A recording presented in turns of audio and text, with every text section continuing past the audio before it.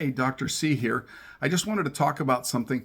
I find a lot of people are trying to self-adjust. They'll move their neck or their low back through a range of motion, and they think they're getting what I do, and they're not. Actually, what they're doing is they're moving some bones, but they're not being specific. They're not moving the one that needs to move. They get an endorphin release, which is a little painkiller. They think they're getting what I'm doing, but they're really not, because they're having to do it again and again and again. Because in an hour or two, that's how long it takes for the body to reabsorb the endorphin. So I want you to realize you need to trust the professionals, not the amateurs. Don't let anyone else adjust you who isn't a chiropractor, because they're not being specific.